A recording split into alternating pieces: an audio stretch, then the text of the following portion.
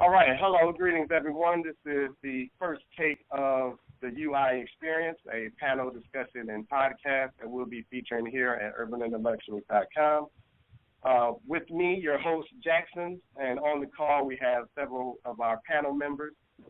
We have Warren, LT, Madison, Chavez, and Unchained on the call. We have one caller listening in. So what's up, everyone? How y'all doing this evening? I'm doing fine. All right. So today we came. I'm not doing fine at all. Okay. All right. So today we came together to discuss moving from talk to action.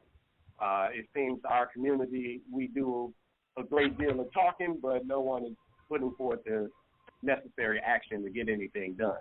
So we want to have that discussion here today with our panel members. So let's just dive right in and ask the obvious question. What are some things that we tend to talk about in the black community? I think we tend to talk about the individuals or groups that are not doing anything without realizing that there are groups that are doing a lot.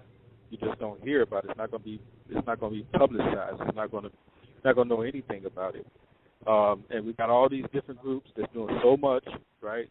But no one's connected, and there has to be something that brings all these groups under one umbrella to make the numbers actually mean something. Because you got hundreds of groups like UI that's out there that's doing work. There are plenty, but we just don't hear about them. And then the main ones like the NAACP or Nation of Islam or the New Black Panthers or whoever else is out there. A lot of them have been discredited to the point that we don't even acknowledge what they're even trying to do. So I think that's my feeling on that.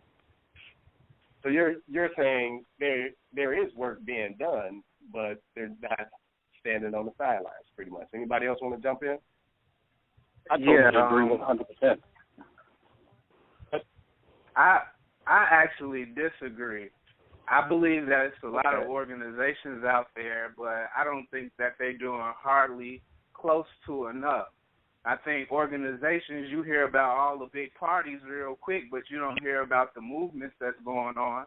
I don't see the NAACP in my neighborhood, the Urban League, or any other group for that matter. Only people that's in the neighborhood are the criminals, and then the people who live in the neighborhood don't even utilize the neighborhood. They just run straight in the house. And then as far as the initial question, I think too much time older people talk about how horrible the kids are and how we're going to hell with gasoline draws. And then the older people are too scared to do anything. They won't correct kids that's cursing. They don't correct the kids when they smoking or drinking right in their presence. And the kids just have a lack of respect for the adults because they're weak today. It's nobody standing up and doing the right thing. Or if it is, it's not enough. What is it? What do you think it? Go ahead, Chavez. I'm saying, what do you think is enough? Like, you saying it's not enough. Like, what does it take to fit your expectations? Well, if enough was being done, we wouldn't have a problem. We wouldn't have an issue. We would be like the so-called affluent communities. Like when you think of the Asian community, you don't think of a lot of violence. When you think of the upper class or just general white neighborhoods, you don't think of a lot of violence or poverty or any of the things that are plights in the African-American neighborhood. So if they were doing enough, then we wouldn't have those issues. We could start working on better things. A lot of that. I agree. Asians have a huge. Madison, you've been trying. Pardon? Somebody's going in and out. I think Madison's been trying to come in. Oh, this is Madison. Let me jump in. Part of the thing we're not doing, I'm a 36-year-old man. So at 36, I need to stop and talk to a 15, 18, 20-year-old gentleman and talk to him like a gentleman to show him what a respectful dialogue is and how to come at, they're like, oh, these old folks keep coming at us all crazy and sideways. Well, understanding what crazy and sideways is helped me reach out to a brother that was pants sagging when I met him, now is like on military grind with some potential. So the way we 18, the way you approach and mentor, 26, the way you the steps that you take, you leave something for somebody to walk into directly. And it's how you are instead of that you are, if that makes any sense. And this is LT. My thing is, I think half of our problem is we stand around telling everybody else what they should or should not be doing. And it starts at home. It starts with self. And that's really what I'm thinking we need to begin to impart into people, that you're looking for a leader, you're looking for a group, you're looking for someone else either to blame or, pick them apart and see what they're not doing. And then you want to ask the person, well, what are you doing? What are you doing right at home or on the street in your day-to-day when you interact? And that's really what we've got to instill in people is stop waiting for someone else. That's a great point, LT. And I would like to ask, what the people that are talking here now, what are you doing? Part of the thing we're doing right now is learning how to retell our story. Right now, when you talk about what has to happen, they're going to say, well, what are you doing? I get to say something tangible to them. I get to say, I've connected with a group on Facebook that has 27 followers, 37 talked about, and it's helping to shape and spread the message that we need to hear. That's actual and it's tangible because people are hearing the message. And that's something that everybody on this call gets the privilege of saying.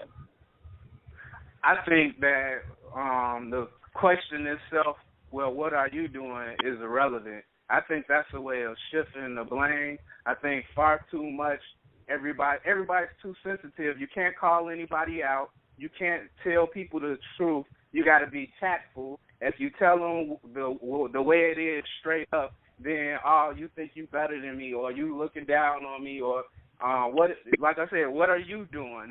It's a form of calling a person out to shift the blame. And I think if somebody should correct you, then you need to be mature enough to say, you know what, you're right. I need to get my stuff together, and I'm going to take the appropriate steps to do it. Or how can you help me do that? Since you've identified my problem, help me get to the solution. I agree. I agree as well. But do you think that part of the solution is calling some of the quote-unquote activist heavyweights to the carpet on what they are or are not doing lately is part of the solution? Is that something that we should be able to do and say, hey, we're trying to make sure we're moving, but we need you guys to guide us in the path that you've already walked? Well, definitely. I think the leaders need to be called out as well as the people. And with calling the leaders out, that'll give them anchor or a life jacket, so to speak, to reconnect to the community, because a lot of the leaders are they're riding off of their reputation, so they're a little disconnected. Who are our leaders? Who are our leaders? I have name our leaders. I'm going to say this. Everybody, and make sure you include LT in that, and Madison, and Jackson, and Chavez, and yourself. You see what I'm saying? Right. We're talking about the NAACP that's reactive. We're talking about Joe Madison on the radio talking about what are you going to do about it. How about let's call him to the carpet and ask him, when are you going to ask, what have you done about it? I don't think it should be a question of what have you done about it, but what have we done about it. We are a people. It's not just individuals. But it's not just, but once you say, what are you doing about it, you point that person out. You isolate them so everybody else would chastise that one person. And that gives, I agree. That breaks. I owe you a point of clarity. I'm sorry. Yeah. I owe you a point of clarity. Yeah. And let me clarify. It's man in the mirror kind of thing for me. Not so much 100. What are you doing, but literally looking in the mirror and saying, okay, it starts with me. 100. Okay. Exactly. And part of the thing the reason I shaped the discussion that way with Joe Madison is because if you call his radio show, he's short, curt, and he's a self-proclaimed activist, or he's a known activist, but he keeps asking, what are you going to do about it to his callers? It's time for him to start asking his callers a new question, since he's pointing it back in that direction at an individual level, not like the hypothetical way, but the way he approaches folks. He can ask. I'll say it this way: if you ask a lousy question, you get a lousy answer, and we need to get great answers right now. Okay. That's the truth. Well, I think a lot of Go ahead. people don't know the right questions to ask. I mean, we have so many deep-rooted issues in our community. It's like, where do you start? And I think the place to start is to start doing more grassroots movements like this, where you bring you shine a light on the issue, and then you take the action steps to repairing it. You know, you don't have to wait for Father Flager or Farrakhan or whoever to come to your neighborhood with a solution. You form a focus group, and then you all start implementing things, and then you work like a gang and start recruiting people to your movement, and you eventually get one block, then 2 blocks, and now you got a neighborhood, now you got a city, and then it's a movement from there. But it's got to be a simultaneous collective effort towards improvement. We got to identify we have a weakness. We got to set a goal or a vision so that we can move towards some things and have some milestones and check marks to make sure we're on track to getting to where it is that we want to go. Boom. Okay. I think the main. You said that. Let me jump in real quick, brother. You said that's perfect. You actually answered. I feel like you answered my next question, which was, how do we move from talk into action? And that was a pretty detailed idea or concept. It would be great. But let's back up one step from there and say, when we talk about action, what do we mean? Like, what's missing, basically? What programs are missing? Where is the disconnect at, between our knowledge base and application? The disconnect is in following a 6 Sigma process. If anybody's familiar with process improvement, I do. You got to get better along the way, each step along the way. So when we revamp, this is not working. All right, look, leaders, this sucks. Let's pull this out and put something else in there. You're constantly going back saying what works and what does not work, and you're not relying on a political hierarchy, which is the same thing that's collapsed the nation to this point. Well, let's look at what works. Could anyone hear me? Because I've been trying to chime in. I can't really. This is Unchained. I've been trying to chime in. I don't know if anyone can hear me or not, but since everyone has sound better now. Yeah. Okay. Well, here's the deal. I wanted to touch on. It's a couple of questions that came about, but the last statement, I don't know if that was Madison speaking on 6 Sigma. The question was, how do we go from knowledge to actually application? I'm a firm believer that most of our problems in our community is based on communication, and we've talked about this even on this call in terms of how do you approach someone, how do you call someone out, certain ways you do, certain ways you talk, because everyone's not going to. You can't approach everyone the same way, and a lot of people aren't ready for certain levels of knowledge to begin with. So, we can talk about 6 Sigma and the problems that the problems that you come across and the solutions that you come up with, but those solutions are still based on communication. As far as the problems that we have right now in our community, I think that you start there with communication, and you can't effectively communicate, the ideas and the knowledge and even the history, because even the history itself changes the minds of the youth. If the youth know that we've done things before, then there's less hopelessness to think, well, white people did everything, so what is there for me? So it's all about communicating this information. Okay, word. But are you saying the first step in action is education? I think he's saying. Oh, okay. Absolutely. I'm saying that. I'm saying the first step is education, but how are you going to communicate that education if you can't approach everyone the same way? Some people, it sounds like about stigma. That means that you probably gone to college or had some higher learning training. Well, we'll learn along the way in business that some people motivate them by kicking their butt, some people you motivate by patting them on the butt, and some people you motivate by just leaving them alone. You can't approach everyone the same way. But in that education that you need to get across to these individuals, it got to be brought up. It has to be tactically expressed and communicated to them. Most people. I just told someone today that Martin Luther King's assassination, the government was involved in that, and that they were found. I don't want to use the wrong words, but they were found liable to some degree. I may be using the wrong words here in 1999. Well, most people don't even know that. Most people have no clue of it, and that should be history that our children know.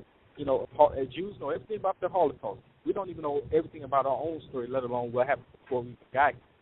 So it's all about how we communicate all this stuff. That's where it starts, man. To me, that is. I kind of agree with that a little bit. I don't know nothing about Six Sigma. My philosophy is just get out there and do it. You know, people complain about not being able to find a job. Well, what are you doing to find a job? Get up off your butt. If you spent as much time looking for a job as you did playing Call of Duty or on Facebook, then you probably won't have a job.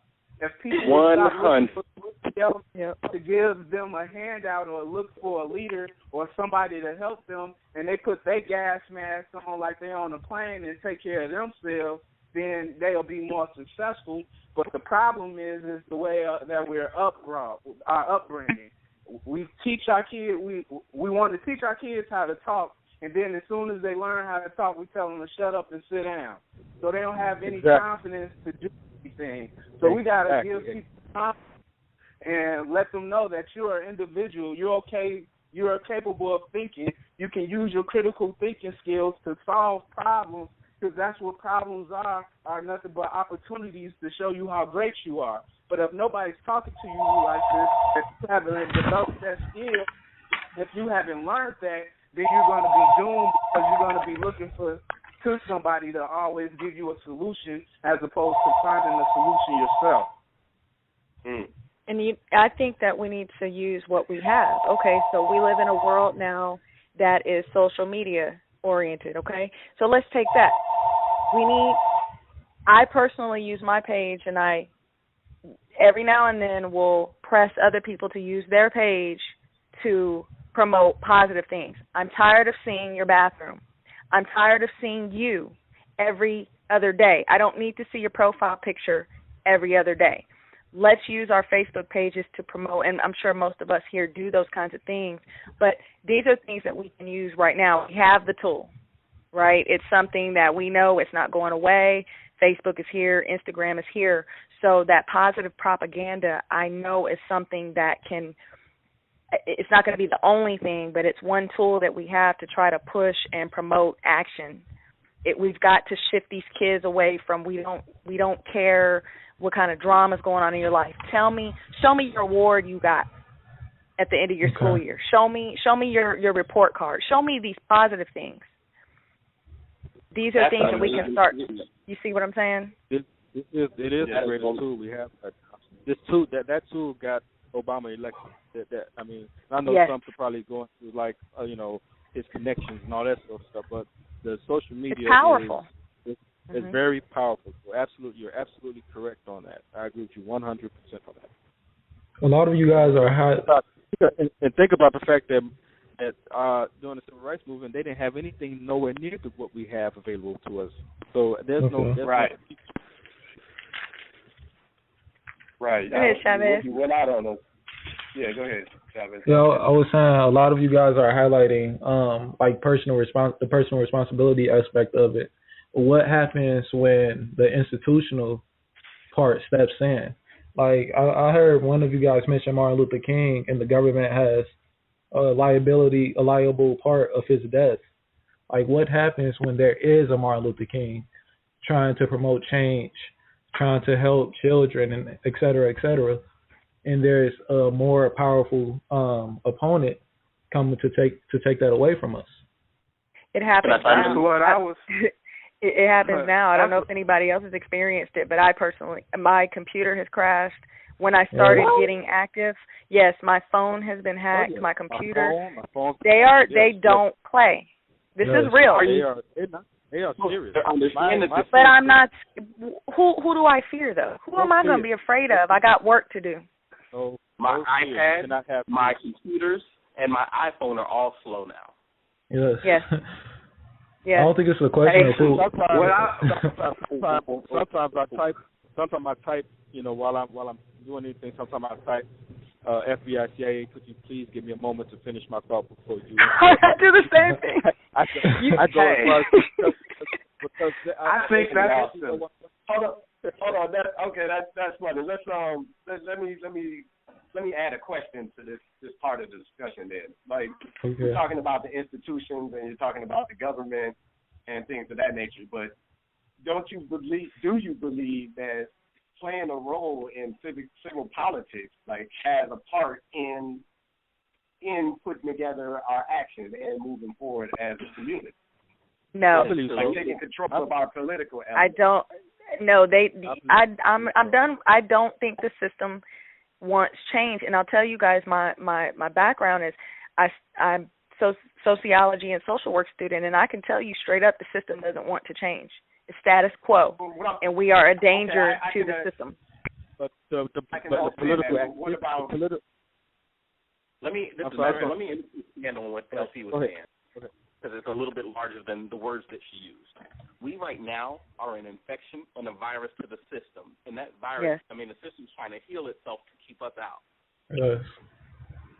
A glitch in the matrix. Hey, I want to make two. I agree. I agree. I was going to say that. I was going to say it that way, but that's exactly what I was going to say, because you have to change. Okay. You have to change the system. We have to use political activities to change the system. And guess what? With $1 trillion and 40 or 50 million people, you should be able to do that, because people have done it with far less.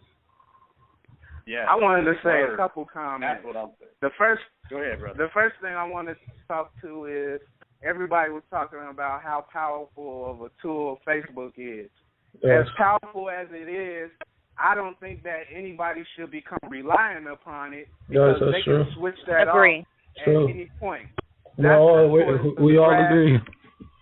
That's the importance of the grassroots thing. You want to start fellowships in with the people, getting to know the people and build a bond with them, because no matter what happens, as long as you got that, then you can pull together and rally together, just like they did in the King days. Now that we have that tool, we want to use it to our advantage, but don't use that as your only tool, because like you all said, your computer's getting hacked, your phones are slowing down, the whole nine. And then I do believe that we have to understand the system and then figure out how to collectively work within it in order to change it. Like a lot of people talk about how the prison system is attacking Black America. Well, if we started profiting off the prison system, I guarantee that they will change it. So if we all start investing in the stock market that invests in the prisons, and we start becoming wealthy, I bet you they change the way that prison system works. We got to start thinking creatively and outside the box, just like they do. Right. That bond that you are talking about is basically a culture that we are missing. Like when you look at the Mexican community, the Asian community, they have some common bond with what you call a culture that each person must follow. Right. Like you're not going to see I have a Mexican friend who told me it starts with the language. Yes. Yeah, that's a big part of it. They have a language that bonds them, and we don't have. We already know what it is. I mean, there is discussion of starting a language. There is a discussion of starting our own language again here in the States. I don't know if you guys heard of that. I don't think we need to actually start. Okay, wait a minute. To that as far as them having the advantage because they have a language. We know our problem. We don't have one. We still got to figure out a way to overcome in spite of. That's where those relationships come in at. We can't even get together and all live in the same household to help pay that house off to get another one. We got to move out and get our own apartment so we can feel good about ourselves. Our parents pass away. We can't afford to pay for the house. We lose the house and we don't never accumulate anything. So it ain't got nothing to do with a language. It's about how we brought up, our parenting, the whole nine. We have to rebuild us from the ground up. So, brother, what you are talking about is more of community economics, right? Yeah. It's a series of co-ops that have to go along with it: utility and electricity, food, crops, Yeah. school and education and healthcare co-ops have to go along with it.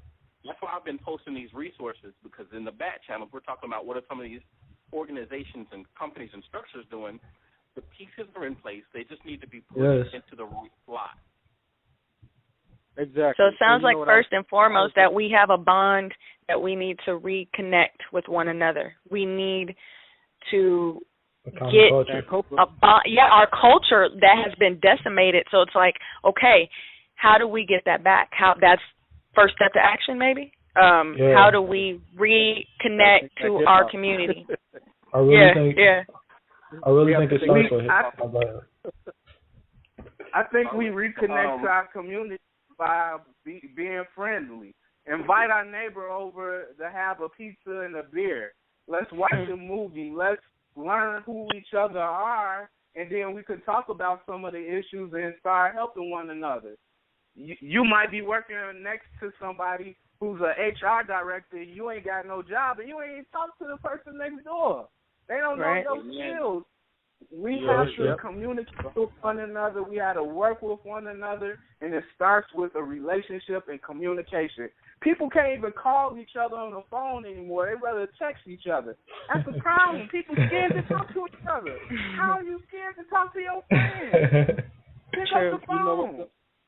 You know what though? Like, even as we I'm laughing, but that's dead on. I'm a little old school. No, he's dead on.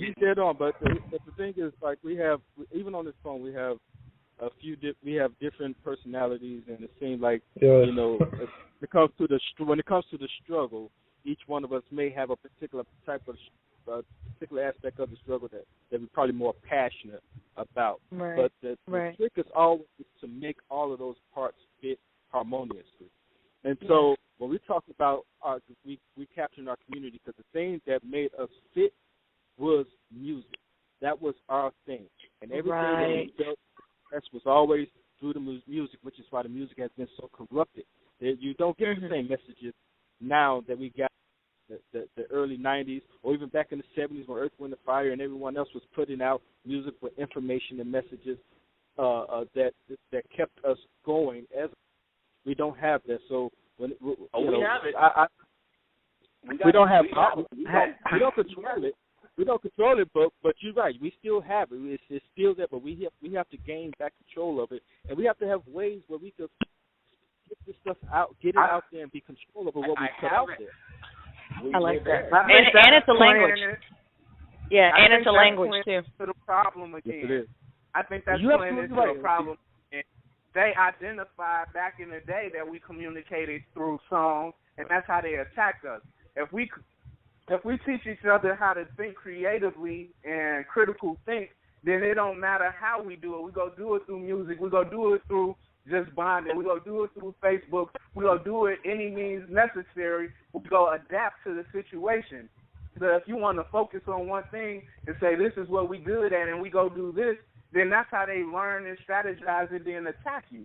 So we don't need to sell out to one method. Let's sell out on education. Let's sell out on critical thinking and science and just growing as a people. You need the relationship and the knowledge in order to move. You guys have everybody's input has got. Oh, Jackson, I was going to say, if I could sum up, in my mind, something that could be a first step is what everybody's saying. What brings us together? Music, right? That sense of community, and we want it grassroots.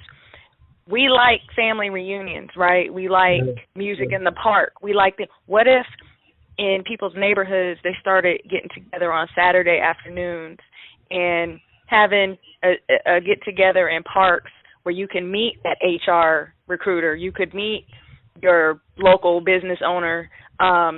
It's like a family environment. People could get to know each other again. You have music. You start talking and things like that, because and we have to be able to bypass zoning laws, because they don't want us to congregate anywhere.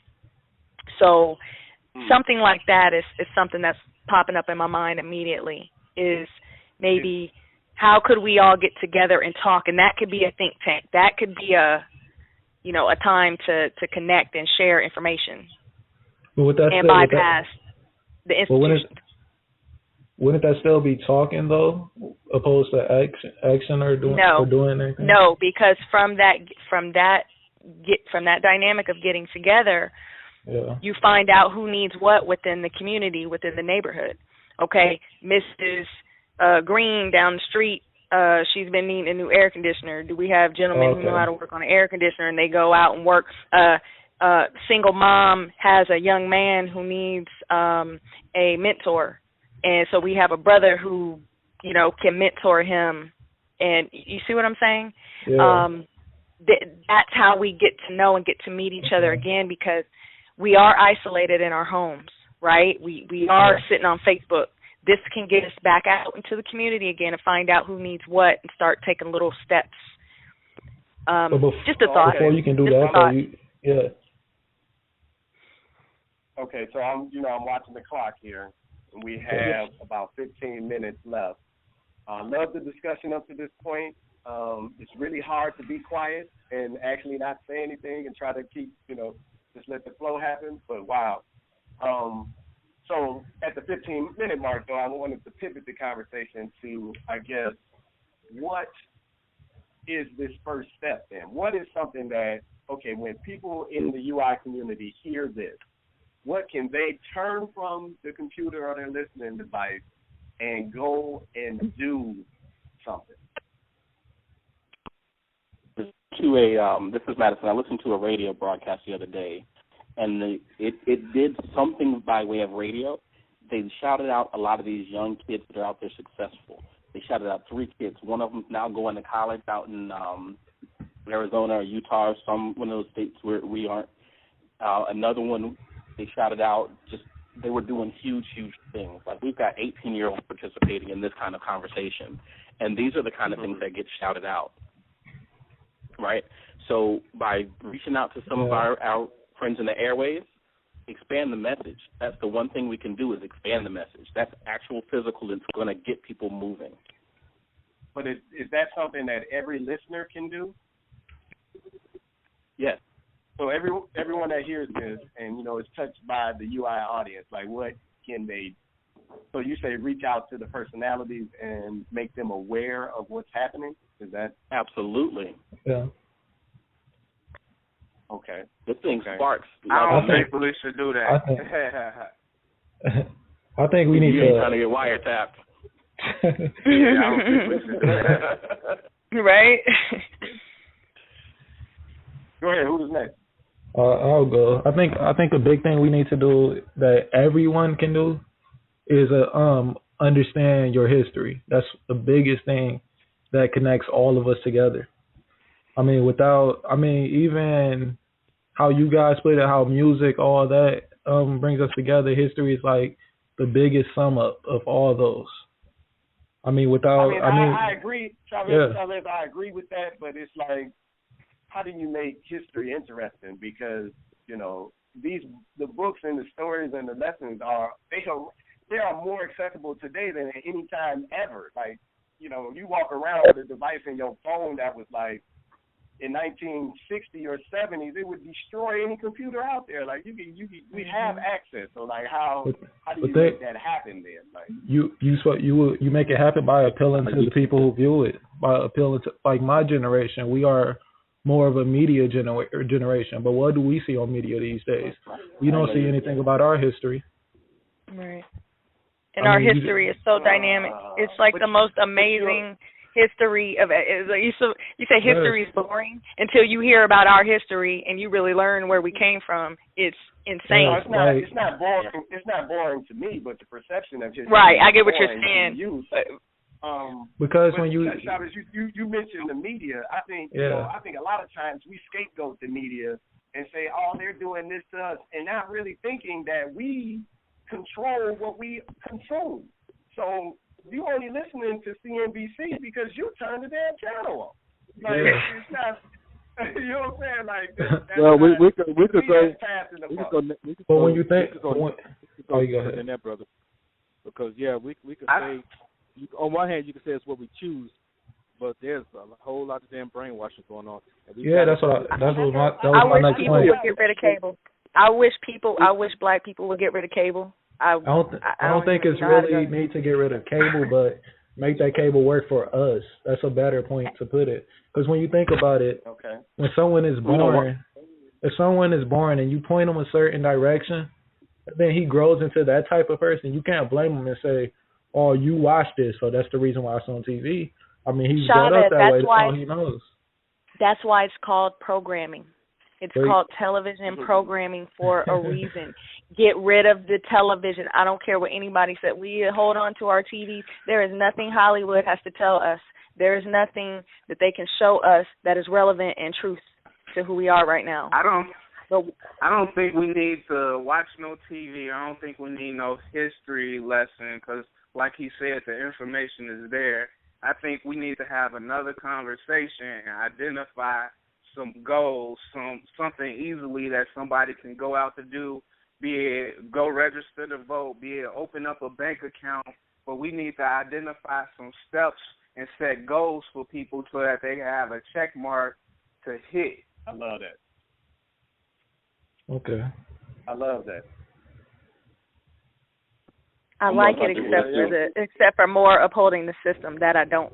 That's the only part I would question is the opening a bank account and registering to vote. To me, is just more continuing the status quo. Whatever the goal is, as long as there's goals.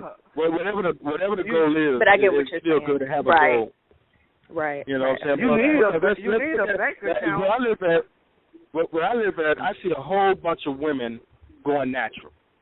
Women that I never would have gone natural, and you cannot tell me that it's not because of what's been put out there on all the various pages out there that has to do with black culture. You see more and more people pushing it, and now you go outside, and guess what you see? You see a lot more of it, and it's not just that, I'm recognizing it more because that's where my mind is at. No, you see people who's never thought about going natural, rocking small fros right now that trying to grow their hair out naturally. So little goals there's a lot of things that's been put out there, but I think the gentleman is right. Having a specific goal and to kind of see how it's accepted. That's something that we should kind of push. Yeah, but I don't know. Maybe the goal should be everyone should watch Hidden Colors Part 1. I don't know, but we should get something up there. I do like Hidden Colors. I ain't gonna lie. Hidden Colors was good, but I think also it probably should be a goal to actually read. I don't think enough people read anymore. And that's how I got the wealth of knowledge that I got. I just got upset one day thinking about the quote, you want to have something, a black man, put it in a book. Put it in a book. Oh, my God. Right. But think you have to appeal to the person that wants to watch it. It's not, reading the book, yes, that's the traditional way and everything, but every generation is not going to read from a book. Books will soon become exterminated. There will become a time where there are no books. And everything. You can have an audio book. You got an audio book. You can watch the book on TV. Get the information. Exactly. You said TV though. You have to appeal to the person. Y'all talking about reading? I could literally say there's thousands of dollars in my books that I have in my house because I might take $1 out, stick it in a page, take a 10, a 50, a 20, and stick it in a page. That's how my grandfather saved money. That's why I tell people you don't need a bank account. That dude had money in a book. Right. And I leave my entire book collection to my nephews and my daughters. Yeah, that's good. So that's the thing. So when we see what other people post on the different posts on UI, and you get the different responses as far as when it's something about history or something about consciousness, you can tell the difference between the responses that you get. Mm-hmm. How many likes on a consciousness post compared to a twerking post. Yeah. They got everything to say about somebody twerking, but nothing to say about Marcus Garvey. Yes. How do we change that? We feed them the content. We become the content, and they're going to still be the consumers. The same way we're consumers of CNN, they're going to consume the content we. This show that we're recording right now, it's content producing. If somebody got a pen and piece of paper and listened to this conversation again, they would have so many notes on how to change their individual lives. Right. But how do you make people? How do you get people to listen to it though? You give them a purpose. Right. Give them a purpose. Okay. Wait a minute. We moving into the end of the show. I know y'all were right in the middle of something. You can choose to go wherever you want to with this, but I just want to give everybody, a minute or two here to just have your final thoughts, final comments, and we can wrap it up. And we can continue with some after show. But yeah, we definitely need to wrap it up though. So I guess Chavez, you can go ahead and go first. What was the final thoughts as regarding to what the thing? The discussion today, moving from talk to action, and what you heard and engaged on today. Just what do you want to lead the discussion with? What haven't you said that you wanted to get across? Okay. I've already said it, but I think it's so significant I have to say it again. You have to learn your history. History is a huge part of it, no matter what. I mean, what started me to become more aware is reading Malcolm X's autobiography. And then from that, I wanted to learn more about my history and et cetera. I think it's very important. That's what keeps me motivated to change things. Is about my history. And I think if you want to really create more conscious and aware people, that you really need to get them interested in learning their history. Nice. Okay. This is Unchained. I agree with Chavez. That for me, it started with I was always told we had great history. My family was involved with the Nation of Islam from the time I was, as long as I can remember, and history was one of the cornerstones of that. And no matter how you feel about the organization or not, the history has always been the thing that motivated people to do more and be better. And we have many examples of that in our throughout our time, whether you talked about Malcolm X or Marcus Garvey or any individual who come across knowledge, and it causes a great change in them. So knowing our story will motivate individuals. Now, how to get that story across to them, whether or not they're open up books, I don't know. Because for me, it was a lot easier watching documentaries and then going to check out the sources from those documentaries as opposed to reading the book the first time around. So, no matter how they get it, we got to make sure they get it and get it in a way that they would accept it. So maybe social media. I know I have a little cousin. She's 18 now. She's learned so much just by going to my page, and I don't have books on my page. I have very quick postings, pictures, and it made her want to do other things. So no matter how we get the information to them, we have to get it to them.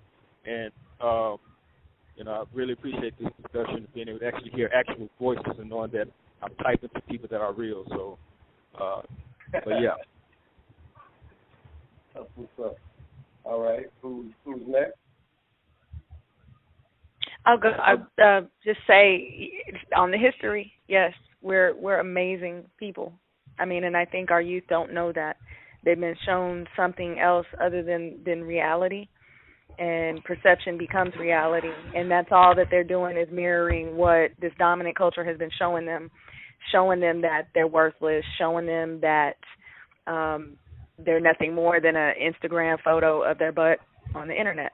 And we can turn that around with images of our royalty, and where we came from. So I am very, very in agreement with that.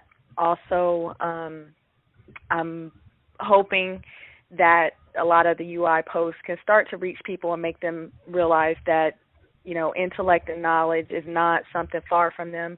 You don't have to be educated. You don't have to go to college. You're intelligent. You come from an intelligent line of people, and we need to tap into that and show them that it is okay to embrace that. And I definitely look forward to connecting with you guys in the future. All right. And this is Madison. Yeah, this is Madison. I totally agree with the majority of what's been said. I mean, I think what we're doing now is galvanizing people that have never met each other face to face, but it gives us the willpower to stand up and go meet the folks in our neighborhoods and our areas. It's like we reach out to each other and then expand.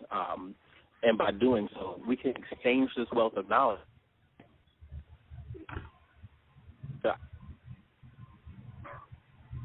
Hello? I think that, can you hear me? Yeah. Can you hear me? Yeah, we carry it Went on. up for a second. Okay, yeah. So that leading up to that is like just by galvanizing and getting together in this kind of fashion, it spreads, and we can spread that with ease. Nice. All right. We got Warren. Yeah. I think one of the most critical pieces is the family unit. I think that's where everything starts. We need to create a blueprint on how to actually raise a family and build a family. All the history that we're talking about, it starts at home. So if your parents tell you about it, you'll grow up knowing about it. The same way the religion that you grew up in, how that became a part of you, it became indoctrinated in you, the history would do the same thing. We got to understand finance. We got to understand law. We got to understand politics. I was watching a thing last night by Huey P. Newton, and he was talking about how blacks are getting into civics, but we're getting into Republicans and Democrats, which have white power base, and we're just supporting their agenda. We need a political party that supports our agenda, so when we elect a black representative, he's going with our interests in mind.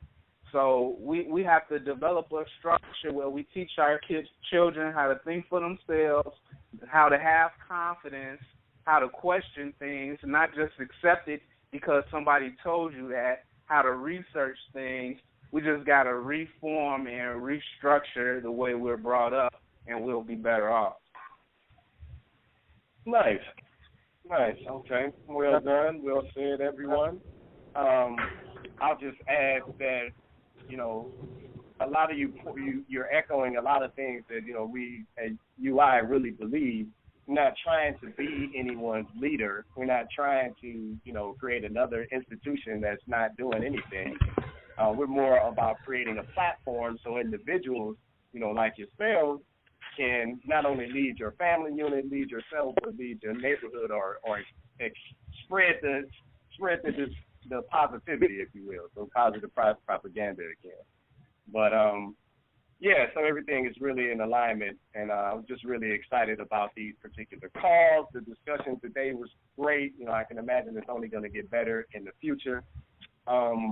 I think you guys enjoyed yourself. I'm sure we're going to spill over a little bit, but I just want to bring it formally to a close so we can start preparing for the next one. So that was moving from talk to action, the UI experience with our panel guests, and we will